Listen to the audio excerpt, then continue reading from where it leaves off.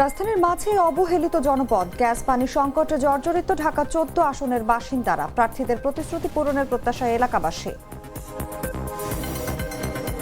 শেষ হলো ত্রয়োদশ জাতীয় সংসদ নির্বাচনের প্রচারণা। এবার ব্যালটের লড়াই, ভোট গ্রহণ শুরু 12 ফেব্রুয়ারি।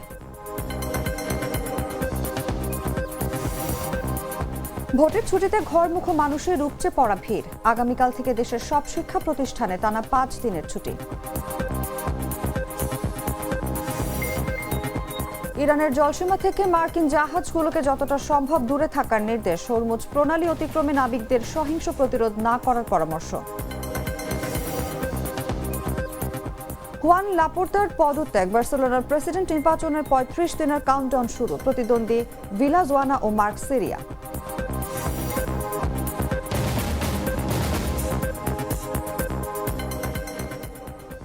এতক্ষণ শুনছিলেন সংবাদ শিরোনাম। দর্শক, আমন্ত্রণ দুপুর 1টার সংবাদে। সঙ্গে আছি আমি অনুভা বিশ্বাস। Treat chocolate, treat moment, sweet moment. চলে যাচ্ছে বিস্তারিত খবরে। রাজধানীর গুরুত্বপূর্ণ নির্বাচনী আসন ঢাকা 14। আধুনিক নগরীর অংশ হলেও এই এলাকার নাগরিক জীবনে স্বস্তি এখনো অধরা। রান্নার গ্যাস সংকট, জলাবদ্ধ সড়ক আর শিশুদের খেলার মাঠের অভাব, নিত্যদিনের এসব সমস্যায় ক্লান্ত এখানকার বাসিন্দারা। আসন্ন নির্বাচন সামনে রেখে উন্নয়নের প্রতিশ্রুতি দিচ্ছেন প্রার্থীরা। তবে ভোটের পর সেই প্রতিশ্রুতি কতটা বাস্তবায়ন হবে সেটাই এখন বড় প্রশ্ন। ফারহান আহমেদ কাউসারের পাঠানো তথ্যচিত্রে বিস্তারিত জাগো ডেস্ক রিপোর্টে।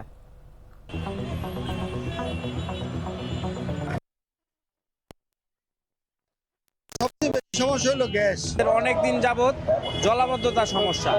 রাজধানীর গুরুত্বপূর্ণ আসনগুলোর একটি ঢাকা 14। আধুনিক নগরীর অংশ হলেও এখানকার বাসিন্দারা এখনো নিত্যদিনের নানা সমস্যায় জর্জরিত।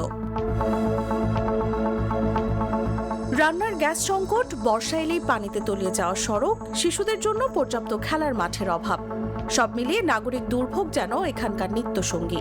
আমাদের সবচেয়ে বেশি সমস্যা হলো গ্যাস। আমাদের দিনে কোনো গ্যাস থাকে না, রাত্রে 2টা 2:30 বাজে একটু গ্যাস আসে, তাও পুরাপুরি না, 1 ঘন্টা 1.5 ঘন্টার ভিতরে আবার শেষ হয়ে যায়। এই আসনের বিভিন্ন এলাকা ঘুরে দেখা যায় দীর্ঘদিনের সংস্কার না হওয়ায় ড্রেনেজ ব্যবস্থা কার্যত ভেঙে পড়েছে। অনেকদিন যাবত জলাবদ্ধতার সমস্যা। একটুখানি বৃষ্টি পড়লেই মনে করেন পানি কোমর তামাক পানি উঠে। অনেক দিন যাবত আমরা ভুগতেছি। বছরের পর বছর ধরে প্রতিশ্রুতি আর আশ্বাস শুনে ক্লান্ত ঢাকা 14 আসনের মানুষ।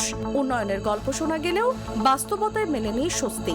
তাই এবারে নির্বাচন ঘিরে তাদের প্রত্যাশা একটাই, নির্বাচনের আগে নয়, ভোটের পরেও যেন কথা রাখা হয়।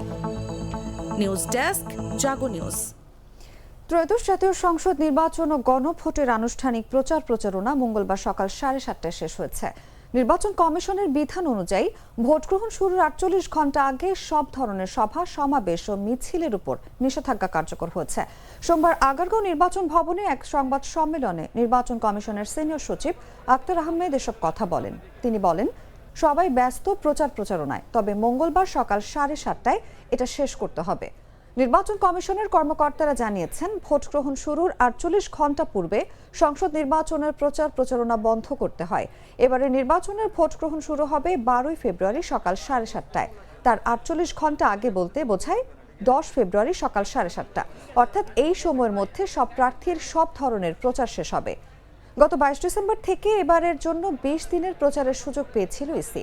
এই বিষয়ে নির্বাচন কমিশনের সিনিয়র সচিব আক্তার আহমেদ জানান, নির্বাচনের রাজনৈতিক দলের প্রচার 10 ফেব্রুয়ারি সকাল 7:30টায় বন্ধ হবে, ভোট গ্রহণের 48 ঘন্টা আগে। 12 ফেব্রুয়ারি 299 সংসদীয় আসনে একযোগে ত্রয়োদশ জাতীয় সংসদ নির্বাচন ও গণভোটের ভোট গ্রহণ অনুষ্ঠিত হবে।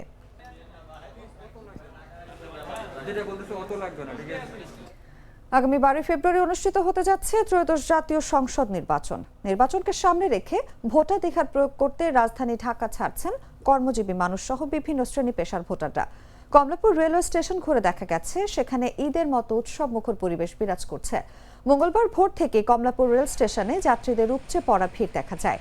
ট্রেন ধরতে আসা মানুষজনের চোখে মুখে ছিল আনন্দ ও প্রত্যাশা। বন্ধু বান্ধব ও পরিবারের সদস্যদের সঙ্গে হাসি ঠাট্টা করতে করতে গ্রামের উদ্দেশ্যে রওনা হচ্ছেন তারা। অনেকের কাছে এই যাত্রা ঈদে বাড়ি ফেরার অনুভূতির মতো। বাসের টিকিট না পাওয়ায় বেশিরভাগ যাত্রী ট্রেনকেই বেছে নিয়েছেন। তবে আসন সংকটের কারণে অনেক যাত্রী দাঁড়িয়ে কিংবা ঝুঁকি নিয়ে ট্রেনের ছাদে করে যাত্রা করছেন। অতিরিক্ত যাত্রীর চাপে হিমশিম খাচ্ছে রেলওয়ে কর্তৃপক্ষ।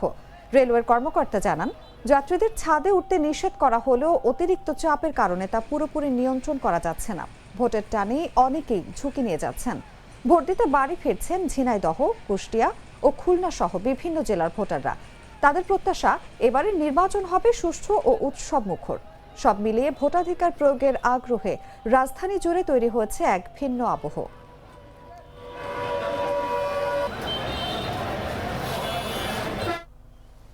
ত্রয়োদশ জাতীয় সংসদ নির্বাচন ও গণভোট উপলক্ষে দেশের সব শিক্ষা প্রতিষ্ঠানে টানা 5 দিনের ছুটি ঘোষণা করা হয়েছে। শিক্ষা মন্ত্রণালয়ের সিদ্ধান্ত অনুযায়ী আগামীকাল 11 ফেব্রুয়ারি থেকে চলতি মাসের 15 তারিখ পর্যন্ত শ্রেণীকক্ষের সব কার্যক্রম বন্ধ থাকবে। 11 ও 12 ফেব্রুয়ারি সরকার ঘোষিত সাধারণ ছুটি, এরপর 13 ও 14 ফেব্রুয়ারি যথাক্রমে শুক্র ও শনিবার হওয়ায় সাপ্তাহিক ছুটি পড়বে। আগামী 15 ফেব্রুয়ারি শ্রী শ্রী শিবরাত্রি ব্রত উপলক্ষে আরেকটি ধর্মীয় ছুটিও থাকবে। এই সব মিলিয়ে শিক্ষা প্রতিষ্ঠানগুলোতে টানা 5 দিনের ছুটি নিশ্চিত হয়েছে।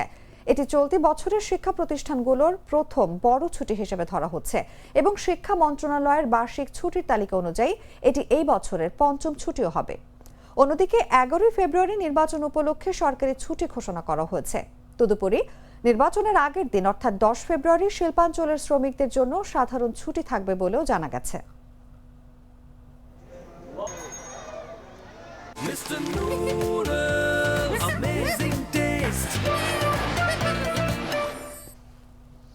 ঋণখেলাপি ও দ্বৈত নাগরিকত্বের অভিযোগে ঢাকা 11, কুমিল্লা 3 ও বগুড়া 1 আসনে বিএনপির 3 প্রার্থীতা নিয়ে করা লিফট ও আপিলের শুনানি শেষ হয়েছে। এই 3 প্রার্থী নির্বাচন করতে আর কোনো বাধা রইল না। মঙ্গলবার প্রধান বিচারপতির নেতৃত্বাধীন আপিল বিভাগের বেঞ্চে এই সংক্রান্ত বিষয়ে শুনানি হয়। সোমবার আপিল বিভাগের চেম্বার জজ আদালত শুনানির জন্য এই দিন ঠিক করেন। ঢাকা 11 আসনের বিএনপির প্রার্থী এম এ কাইয়ুমের দ্বৈত নাগরিকত্বের তথ্য গোপনের অভিযোগে প্রার্থিতা স্থগিত চেয়ে গেল 2 ফেব্রুয়ারি রিট করেছিলেন এনসিপির প্রার্থী নাহিদ ইসলাম। তবে শুনানি শেষে গেল 3 ফেব্রুয়ারি রিট সরাসরি খারিজ করে দেন হাইকোর্ট। পরে এই আদেশের বিরুদ্ধে আপিল বিভাগের সংশ্লিষ্ট শাখায় 5 ফেব্রুয়ারি লিফট ও আপিল করেন নাহিদ। কুমিল্লা 3 আসনে বিএনপির প্রার্থী কাজী শাহ মোফাজ্জল হোসাইন কায়কোবাদের প্রার্থীতা রিটার্নিং কর্মকর্তা বাছাইয়ে বৈধ ঘোষণা করেছিলেন। তবে দ্বৈত নাগরিকত্বের অভিযোগে তার মনোনয়নপত্র বাতিল চেয়ে ইসিতে আপিল করেছিলেন জামায়াত ইসলামের প্রার্থী ইউসুফ সোহেল। নির্বাচন কমিশন ওই আবেদন খারিজ করে দিলে হাইকোর্টে রিট করেন তিনি। বগুড়া 1 আসনে বিএনপির প্রার্থী কাজী রফিকুল ইসলামের মনোনয়ন বৈধ ঘোষণা করেছিল রিটার্নিং কর্মকর্তা। পরে ঋণখেলাপির অভিযোগে একই আসনের বিএনপির মনোনয়ন প্রত্যাশী আহসানুল তৈয়ব জাকির এবং সংশ্লিষ্ট ব্যাংক কর্তৃপক্ষ নির্বাচন কমিশনে আপিল করেন রফিকুল ইসলামের প্রার্থিতা বাতিল চেয়ে। তবে উভয়েই তাদের আপিল প্রত্যাহার করে নেন।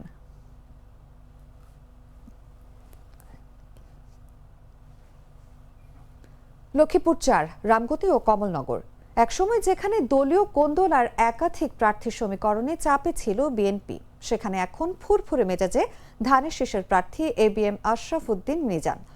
ইসলামী আন্দোলন ও জামায়াতের আলাদা প্রার্থী আর জেএসডির পক্ষে থাকা বিএনপির অবাধ্য নেতাদের সামাল দিতে পারায় মিজানের বিজয়ের পথ অনেকটাই মসৃণ হয়েছে বলে মনে করছেন স্থানীয়রা। তবে ভোটের মাঠে শক্ত অবস্থান নিয়ে দাপিয়ে বেড়াচ্ছেন জেলার একমাত্র নারী প্রার্থী তানিয়া রব। বিস্তারিত জাগো ডেস্ক রিপোর্টে। রামগতি কমলনগরের নির্বাচন মাঠ, পোস্টার, মাইকিং আর গণসংযোগে সরগরম পুরো এলাকা। এই আসনে ভোটের লড়াইয়ে সক্রিয় 4 জন প্রার্থী। ধানের শীষ প্রতীকে বিএনপির প্রার্থী এবিএম আশরাফ উদ্দিন মিজান, দলের কেন্দ্রীয় সহশিল্প ও বাণিজ্য বিষয়ক সম্পাদক এবং 2 বারের সাবেক সংসদ সদস্য। জেএসডির প্রার্থী তানিয়া রব, স্বাধীনতার প্রথম পতাকা উত্তোলন আসম্য আব্দুর রবের সহধর্মিণী ও দলের সহসভাপতি। হাতপাখা প্রতীকে ইসলামী আন্দোলনের প্রার্থী খালেদ সাইফুল্লাহ, কমলনগর উপজেলা পরিষদের সাবেক চেয়ারম্যান। আর দাঁড়িপাল্লা প্রতীকে জামায়াত জোট প্রার্থী আশরাফুর রহমান হাফিজুল্লাহ, জেলা জামায়াতের সেক্রেটারি। জেলা নির্বাচন কর্মকর্তার কার্যালয় সূত্র জানায়, লক্ষ্মীপুর 4 আসনে মোট প্রার্থী 9 জন। ভোটার সংখ্যা 4,13,658 জন। 122টি ভোট কেন্দ্রের বেশিরভাগই আইন শৃঙ্খলার কারণে অধিক গুরুত্বপূর্ণ হিসেবে চিহ্নিত। স্থানীয়দের সঙ্গে কথা বলে জানা গেছে, এবারের নির্বাচনে জামায়াতের সঙ্গে ইসলামী আন্দোলনের জোট না হওয়াটা বড় সুযোগ হিসেবে দেখছে বিএনপি। তবে শুরুতে জেএসডির প্রার্থীর পক্ষে কাজ করা দলের কয়েকজন প্রভাবশালী নেতাকে নিয়ে চাপে ছিলেন মিজান। কিন্তু সাম্প্রতিক সময়ে সেই অবাধ্য নেতাদের ম্যানেজ করতে পারায় এখন অনেকটাই নিশ্চিন্ত বিএনপির শিবির। সমর্থকদের দাবি, ভোটের মাঠে এখন বড় কোনো বাধা নেই নিজানের সামনে। আল্লামা খালেদ সাইফুল্লাহ মহোদয়, এআর হাফিজুল্লাহ মহোদয়, আমির শাহাবুদ্দিন নিজাম, মিসেস তানিয়া রব মহোদয়, আসুন আমরা এক জায়গায় বসে ইউনোর অফিসে না ডিসির অফিসে আমরা লাইভে আমরা কথা বলি, আমরা কফি খাই, আমাদের কর্মীদেরকে বলি তোমরা সুন্দর কাপড় পরে, মা বোনদেরকে বলি সুন্দর ড্রেস করে যার যার মতো করে সে ভোট দাও, যাকে ইচ্ছা তাকে তোমরা জয়লাভ করাও, দিতে হবে। অন্যদিকে জেএসডির প্রার্থী তানিয়া রব অভিযোগ তুলেছেন তার প্রচারণায় বাধা দেওয়া হচ্ছে। কারচুপির শঙ্কা প্রকাশ করেছেন জামায়াত জোট প্রার্থীও।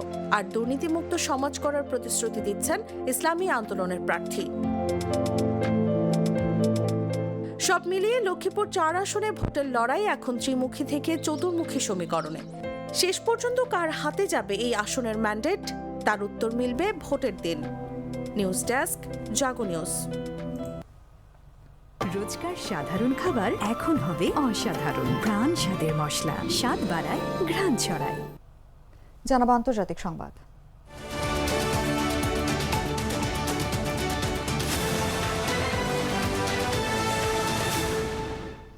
ওয়াশিংটন ও তেহরানের মধ্যে চলমান উত্তেজনার প্রেক্ষাপটে ইরানের জলসীমা থেকে যতটা সম্ভব দূরে থাকার নির্দেশ দেওয়া হয়েছে যুক্তরাষ্ট্রের পতাকাবাহী জাহাজগুলোকে। হরমুজ প্রণালী দিয়ে চলাচলকারী মার্কিন জাহাজের অন্য নতুন এই নির্দেশনা জারি করেছে ট্রাম্প প্রশাসন। সোমবার যুক্তরাষ্ট্রের মেরিটাইম অ্যাডমিনিস্ট্রেশন ইউএস ম্যারাট প্রকাশিত নির্দেশনায় বলা হয়, কোনো পরিস্থিতিতেই ইরানি বাহিনীকে মার্কিন জাহাজে উঠতে অনুমতি দেওয়া যাবে না। তবে যদি ইরানি বাহিনী জোরপূর্বক কোনো জাহাজে উঠে পড়ে, সেক্ষেত্রে নাবিকদের সহিংস প্রতিরোধ না করার পরামর্শ দেওয়া হয়েছে। একই সঙ্গে স্পষ্ট করা হয়, এতে করে ওই বোর্ডিং বা তল্লাশির বৈধতা স্বীকার করা হচ্ছে এমনটি বোঝায় না। নির্দেশনায় আরও বলা হয়, হরমুজ প্রণালী অতিক্রমের সময় নৌ নিরাপত্তা বিঘ্নিত না করে মার্কিন জাহাজগুলো যেন ইরানের জলসীমা থেকে দূরে থাকে। বিশেষ করে পূর্বমুখী যাত্রার ওমানের জলসীমার কাছাকাছি দিয়ে চলাচলের সুপারিশ করা হয়েছে। ভূ রাজনৈতিক অস্থিরতার কারণে মধ্যপ্রাচ্যে জাহাজ চলাচল দীর্ঘদিন ধরেই ঝুঁকির মুখে। যুক্তরাষ্ট্র সরকার হরমুজ প্রণালীকে বিশ্বের সবচেয়ে গুরুত্বপূর্ণ তেল পরিবহন পথ হিসেবে উল্লেখ করে থাকে।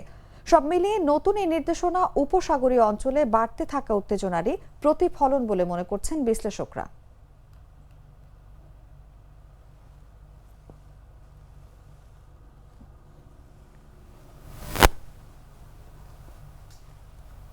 সংবাদ শেষ করব খেলার খবর জানিয়ে।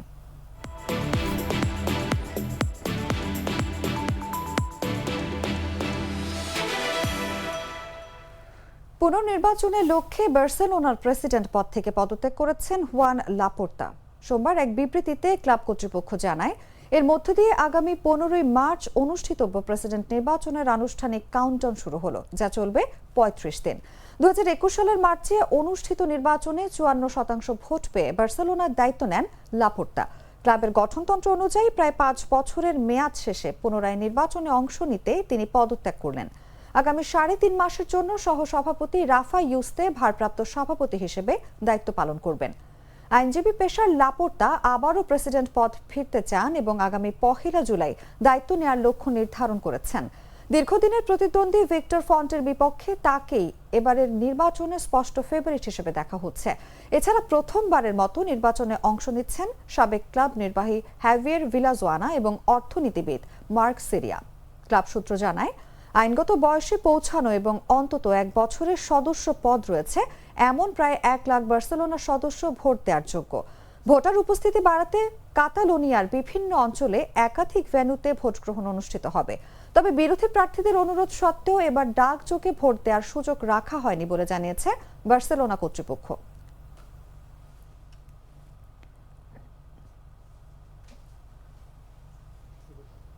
সংবাদ শেষ করার আগে শিরোনামগুলো জানিয়ে দিচ্ছি আরো একবার।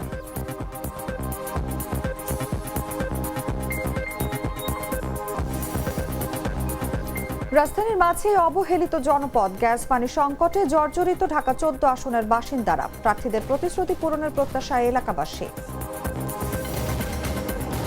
শেষ হলো ত্রয়োদশ জাতীয় সংসদ নির্বাচনের প্রচারণা। এবার ব্যালটের লড়াই, ভোট গ্রহণ শুরু 12 ফেব্রুয়ারি।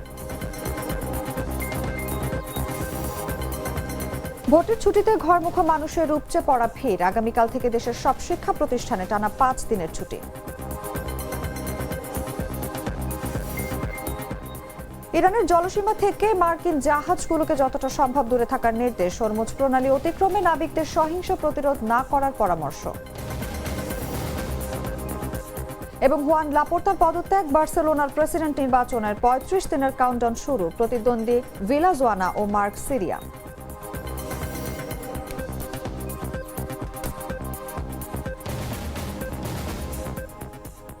দর্শক, এই ছিল এখনকার মতো। এরপর দেখবেন দুপুর 3টার সংবাদ। প্রতি মুহূর্তে সর্বশেষ খবর জানতে ভিজিট করুন jagonews24.com। ফলো করুন আমাদের ভেরিফাইড ফেসবুক পেজ এবং সাবস্ক্রাইব করুন জাগো নিউজের ইউটিউব চ্যানেল। ধন্যবাদ সবাইকে।